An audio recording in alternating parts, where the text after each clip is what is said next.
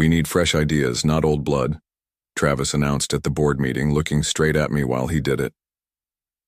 My name is Jake Whitman, 45 years old and until 10 minutes ago, Senior Project Director at Whitman & Sons Construction in Omaha, Nebraska. The company my grandfather started with 2 trucks and a wheelbarrow. The company my father built into something real. The company I helped turn into the 3rd largest commercial builder in 3 states. I didn't flinch when Travis said it. I just smiled, leaned back in my chair and nodded. The room went dead quiet. Uncle Pete looked down at his hands. Marty from finance started shuffling papers. Nobody would look at me except Travis, who kept that stupid smile plastered on his face like he was doing me some kind of favor. That's bold, I said finally. Good luck. Then I stood up, buttoned my jacket, and walked out without another word. They probably expected me to fight it, to yell or make a scene or remind everyone that I was the one who landed the Meridian Tower project when we were still too small to handle it. Or that I was the one who got us through 2008 when half our competitors went under. Or that I was the one who personally managed every relationship with our top 5 clients. But that would have been giving Travis exactly what he wanted. A chance to play the calm, rational businessman against his emotional older brother. So instead, I just walked. In the parking lot, I stood next to my truck for a minute. 22 years with the family business. Started hauling lumber when I was 23, fresh out of college with a business degree nobody respected until I used it to triple our profits. Worked 6 days a week for most of my 30s. Missed vacations. Missed my daughter's swim meets. Missed my first marriage. All for Whitman & Sons. I pulled out my phone and looked at the email I'd received yesterday from Ben Harding at Crestwell Properties.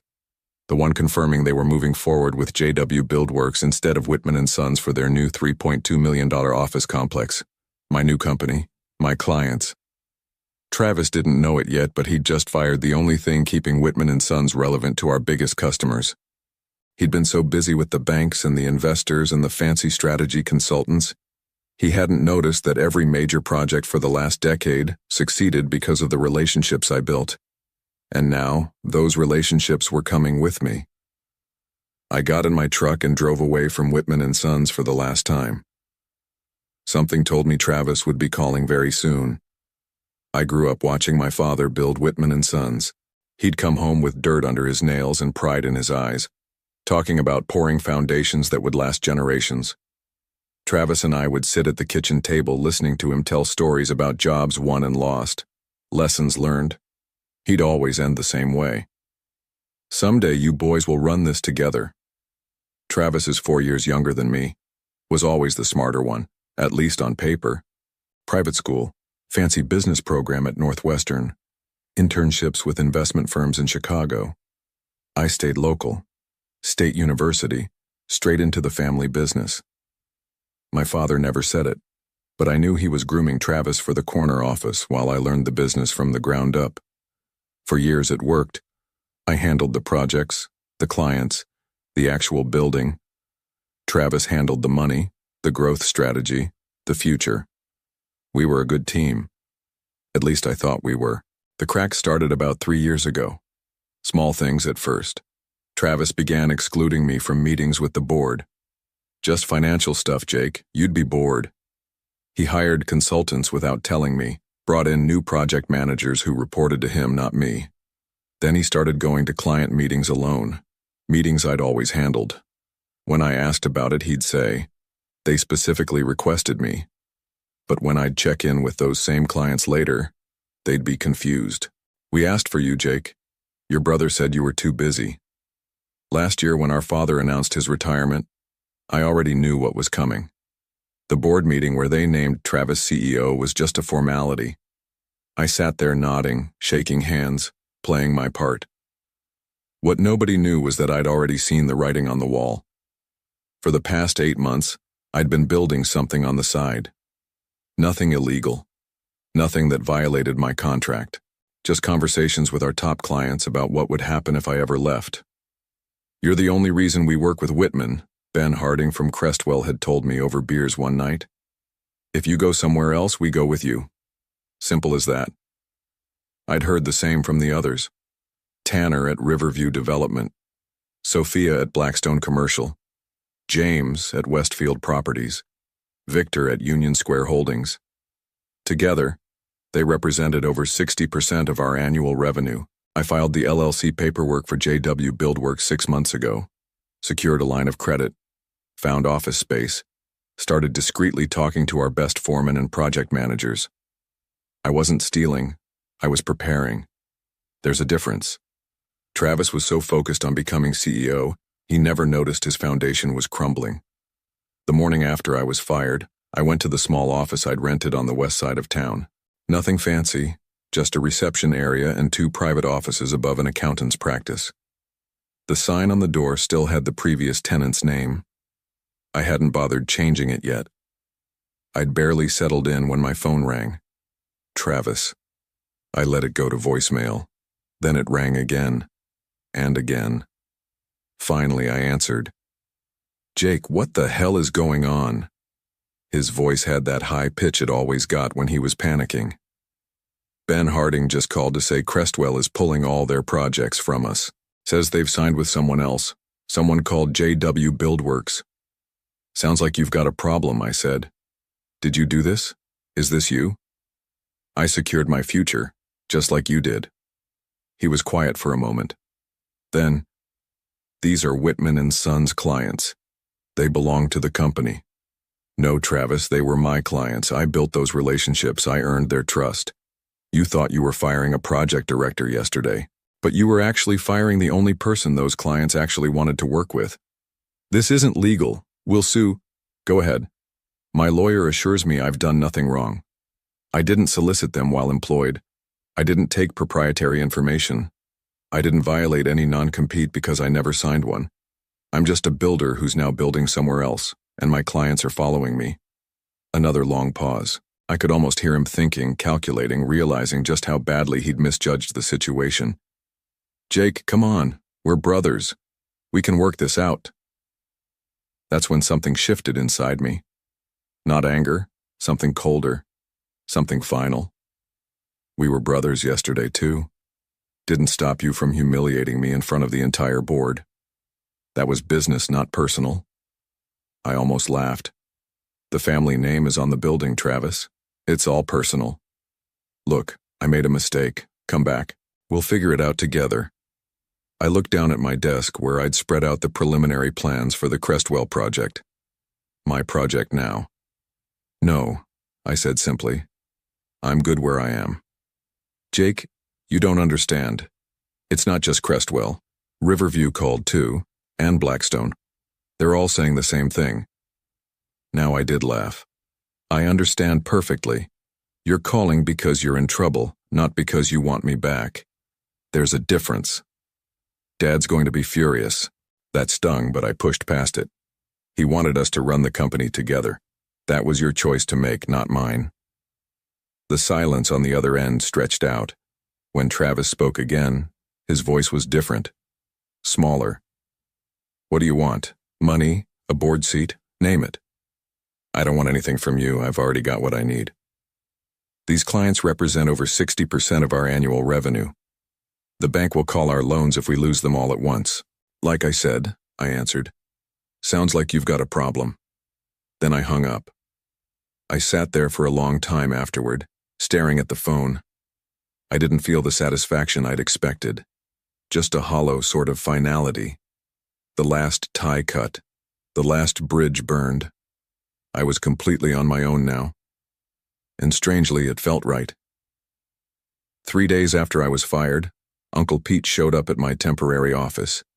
He'd been Dad's right-hand man for 30 years before semi-retiring to a board position. He found me reviewing resumes of project managers I was trying to recruit. "Nice place," he said, looking around at the bare walls and rented furniture. "Very startup." "It's temporary," I said, not getting up. "What do you want, Pete?" He sighed and sat down across from me. "The board called an emergency meeting yesterday. Travis told us what you did." "What I did? Interesting way to frame it." "He says you stole our biggest clients. Says you've been planning this for months." I put down the resume I'd been reading. "I built relationships with those clients for years. I delivered their projects on time and under budget. I earned their loyalty." Travis fired me. They followed me. End of story. Uncle Pete leaned forward. The board is talking about suing you, Jake. They're serious. Let them. My lawyer says I'm clean. This isn't just about what's legal. It's about what's right.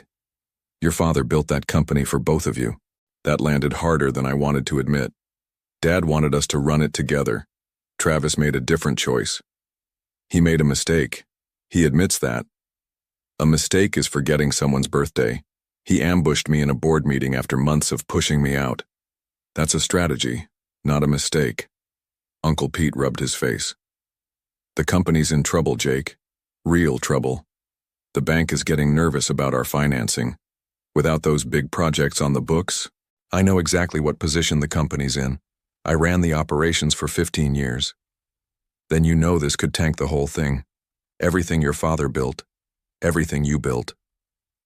I felt a twinge of doubt for the first time. What exactly are you asking me to do? Come back. Bring the clients back. We can restructure the leadership. Co-CEOs, maybe. You and Travis as equals. For a brief moment, I considered it. Then I remembered Travis's face when he fired me. The satisfaction in his eyes. No, I said. That won't work. Uncle Pete stood up, suddenly angry. Damn it, Jake. This is your family. Travis should have thought about that before he fired me. Your father is devastated. He's talking about coming out of retirement to fix this mess. Another twist of the knife. Dad was 72. Heart problems. Doctor's orders to take it easy. Tell Dad to stay home. This isn't his problem to fix. Uncle Pete headed for the door, then turned back. The board meeting is tomorrow at noon. They're voting on the lawsuit, and one more thing. Travis has been calling all your subcontractors, telling them anyone who works with you will be blacklisted from Whitman projects permanently. After he left, I sat there feeling the walls close in. My phone started ringing with panicked calls from electricians and plumbers I'd been counting on. They couldn't afford to lose Whitman's business, they said. They were sorry. I'd expected Travis to fight back, but not like this. He was trying to cut me off at the knees. Without reliable subcontractors, I couldn't deliver on the promises I'd made to my clients. By evening, I'd lost commitments from nearly every specialty contractor I needed. My carefully laid plans were unraveling. I was going to have to find new subcontractors, possibly from outside the area, at much higher costs. Costs that would eat up most of my projected profits. Travis hadn't just pushed back. He'd found my vulnerability and exploited it perfectly. He wasn't just trying to save Whitman and Sons anymore. He was trying to destroy JW Buildworks before it could even get started. And I had to admit, he was doing a damn good job of it. The next morning I drove out to see my father. I hadn't been to my parents' house since all this began. Their place sat on 5 acres outside of town, the first real purchase Dad made when the company started taking off in the late 80s. He'd always said a man in construction should have land where he can see the horizon. Mom answered the door. Her face was tight with worry, but she hugged me hard and led me through to the back porch where Dad was sitting, looking out over the property. Jake, he said, not turning around. His voice sounded older than I remembered. Dad. I sat down in the chair next to him. For a while, we just sat there in silence. Finally, he spoke. Your brother tells me you're trying to sink the company. That's not what I'm doing. Then what would you call it? I measured my words carefully. I'm building something of my own after Travis pushed me out. Dad turned to look at me, his eyes sharp despite everything. You couldn't work it out? You two were supposed to carry this forward together. Tell that to Travis. He's the one who fired me in front of the entire board. And now you're taking our biggest clients. They chose to come with me. I didn't steal anything. Dad sighed heavily. The situation's worse than you know, son. Something in his tone made me pay closer attention. What do you mean? He looked out toward the horizon again. The company's not as solid as everyone thinks. Last few years we've been overextended. Overextended how? We've been profitable every quarter. On paper, sure. But Travis has been borrowing. A lot. Using future projects as collateral. Those 5 big clients you took, their projects were already factored into loans. I felt like I'd been punched. How much are we talking about? Enough that without those projects, the bank might call everything due. Why would he do that? We've always been conservative with debt. Dad's face clouded. He had ideas, big expansion plans, new markets. He convinced the board it was the future. He paused. I should have paid closer attention before I retired. The pieces were starting to fit together. Travis's strange behavior over the past year, the new consultants, the private meetings. He hadn't just been planning to edge me out. He'd been leveraging the company to the hilt for his grand vision. And now those loans were in danger because I'd taken the clients those loans were based on. Why are you telling me this? I asked. Because you need to understand what's really at stake. It's not just your brother's pride or your hurt feelings. If Whitman and Sons goes under, a lot of people get hurt. Employees, suppliers, your mother and me for that matter. I felt the weight of it settle on my shoulders. What about the lawsuit? Uncle Pete says the board is voting today. They are. Travis is pushing hard for it. And you? What do you think they should do? Dad turned to me, his eyes tired. I think a lawsuit would just finish off whatever's left of this family. As I drove back to my office, my mind was racing. I'd been so focused on Travis's betrayal, I hadn't seen the bigger picture. He hadn't fired me because he wanted all the glory. He'd fired me because I was the cautious one, the one who would have questioned his risky expansion plans. My leaving with those clients wasn't just embarrassing him, it was exposing the house of cards he'd built. No wonder he was fighting so dirty. The question was, what was I going to do about it? I'd wanted justice, not destruction. I'd wanted to build something of my own, not tear down everything my family had built. But Travis had put us all in an impossible position. By the time I reached my office, I knew I needed to find a third way, one that protected my new company without destroying Whitman and Sons completely. I canceled all my meetings that afternoon and called Ben Harding from Crestwell Properties. Ben, I need a favor, I said when he picked up. A big one. After all the times you've pulled our projects back from the brink, name it. I need you to meet with Travis, hear him out, maybe even consider splitting your projects between my new company and Whitman. There was a pause on the line. You're asking me to give business back to the company that just fired you? The one that's currently threatening to sue you? It's complicated, I said. Family usually is. That's asking a lot, Jake. I know it is, but I'm asking anyway. After Ben reluctantly agreed, I made similar calls to my other 4 major clients. Each conversation was difficult. They were confused, some even angry. They'd chosen to follow me because they trusted me, and now I was sending mixed signals. But eventually they all agreed to at least meet with Travis. Next, I called my lawyer and asked her to draft a proposal. I needed it by morning. Finally, I called Travis directly. I'm surprised you picked up, I said when he answered. I've been trying to reach you for days. His voice was strained. I know about the loans, Travis. Dad told me everything. A long silence then. So now you understand why this is so serious. I do. And I have a proposal. Meet me tomorrow morning, 7 a.m., my office. Why would I do that? Because I've asked all 5 clients to reconsider working with Whitman. They've agreed to meet with you. Another pause. What's the catch? No catch.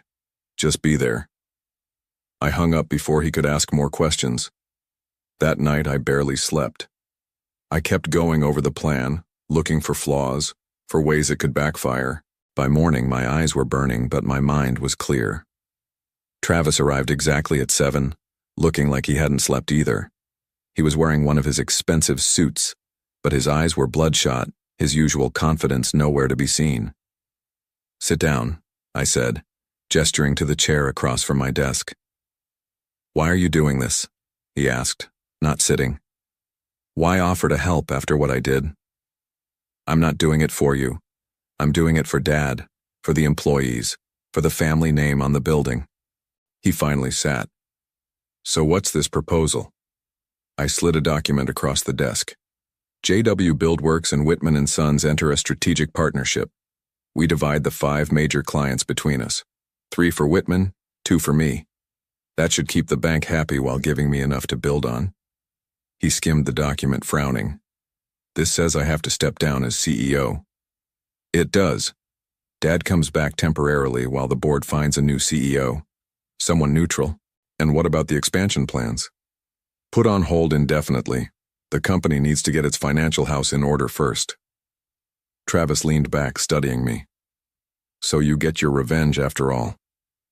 This isn't about revenge. It's about saving what's worth saving and letting go of the rest.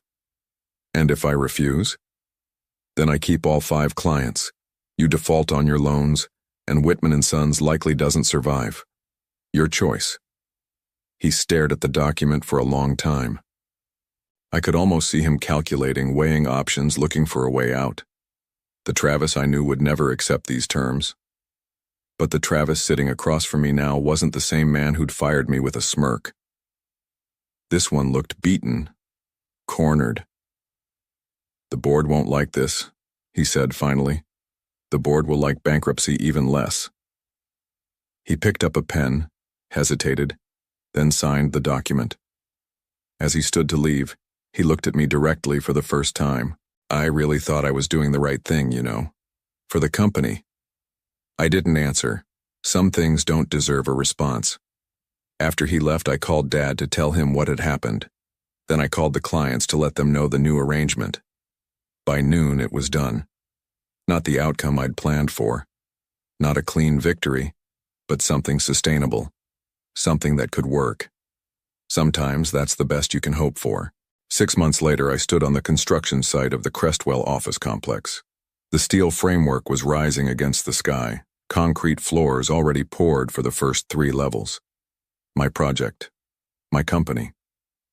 Across town, Whitman and Sons was still standing. Dad had come back temporarily, just long enough to stabilize things.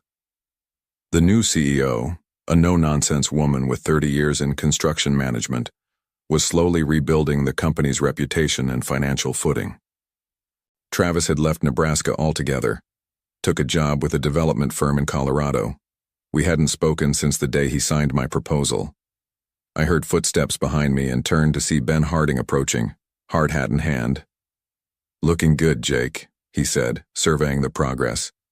"On schedule?" 2 weeks ahead, actually. He nodded approvingly. "Not surprised. That's why we followed you." He hesitated. "You know, your brother called me last week." That caught me off guard. "Travis? What did he want?" "To apologize, actually. Said he'd made a mistake letting you go. Said you were the one who really understood what made the company work." I didn't know what to say to that. He also mentioned he's starting something new out in Denver, asked if I had any contacts out that way. "And do you?" Ben shrugged. "A few." I gave him some names. He looked at me carefully. "That okay with you?" I thought about it. "Yeah, it's okay." We walked the site together, discussing timelines and material deliveries. Normal construction talk. But my mind kept drifting back to Travis, to his apology, to the fact that he was trying to build something new, just like I was. Maybe that was the Whitman way after all. Not tearing each other down, but building, creating something solid that would last. It wasn't forgiveness exactly, but it was a start. 1 year to the day after I was fired, I parked outside the Whitman and Sons headquarters. I hadn't been back since I walked out of that board meeting.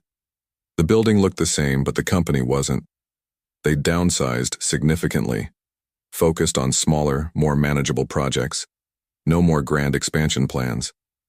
Dad was fully retired again. The new CEO, Diane, was making steady progress rebuilding what Travis had almost destroyed. I'd kept my end of the bargain. JW Buildworks stayed focused on our 2 major clients, not poaching any more business from Whitman. We'd grown, but carefully, sustainably. Currently 38 employees and a solid reputation for quality work. I wasn't there for a meeting or a contract negotiation. I was there because Dad had asked me to come, said there was something he wanted me to see. Inside, a few familiar faces nodded at me. Some looked surprised to see me there. I took the elevator to the executive floor. Dad was waiting in the conference room, the same one where Travis had fired me. But the room had changed. The pretentious artwork was gone, replaced by large photographs of Whitman and Sons projects over the years. And there, on the wall behind the head of the table, were 3 framed photographs. Grandfather, with his first 2 trucks, Dad breaking ground on their first major commercial project in 1988, and me, 10 years ago, shaking hands with the mayor after completing the Meridian Tower ahead of schedule. "Diane's idea," Dad said, watching me take it in. "She said we needed to remember our foundations." I nodded, not trusting myself to speak. "You built a good company, son," Dad said quietly. "Your own thing. I'm proud of you." "Thanks, Dad." We didn't talk about Travis. We didn't need to. Some things break and can't be fixed. But that doesn't mean you can't build something new from the pieces that remain. I walked out of Whitman and Sons for the second time. But this time, I walked out whole.